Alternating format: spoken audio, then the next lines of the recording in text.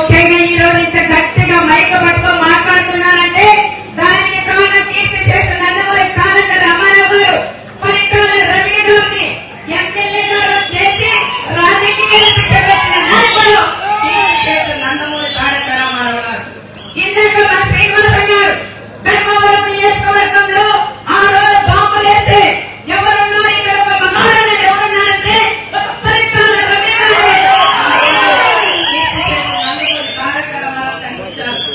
ఈ ప్రాంత ప్రజలంతా కూడా గడగడ వణికేవాళ్ళు, జెండా పట్టుకుని ఎక్కడ భయపడే పరిస్థితుల్లో ఆ పేరుమందరూ కూడా ఇక్కడ ఆందోళన ఉండేది.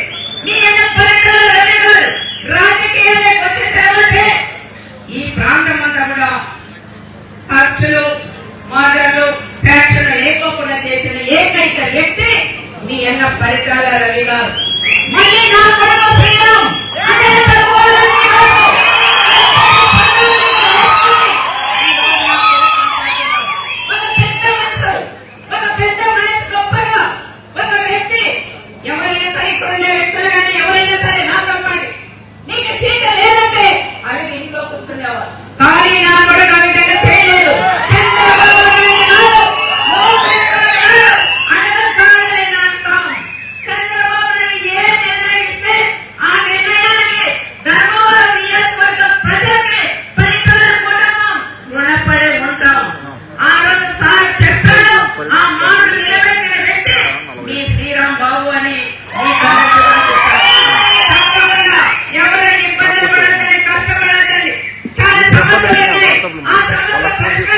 అందరం కూడా ఉన్నామని ప్రత్యేకంగా మీకు అందరికీ కూడా చెప్తున్నాం.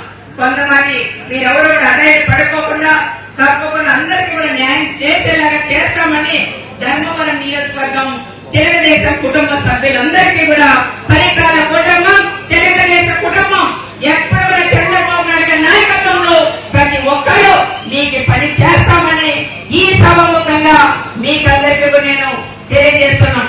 దానికని ఇంకా చాలా సమస్యలు అంటే చాలా లేవు. మన ప్రభుత్వం వచ్చినాక అందరూ మన గుండెల మీద చేసుకొని మనం ఈరోజు పడుకున్నామంటే దానికి కారణం మన అన్న చంద్రబాబు నాయుడు గారు.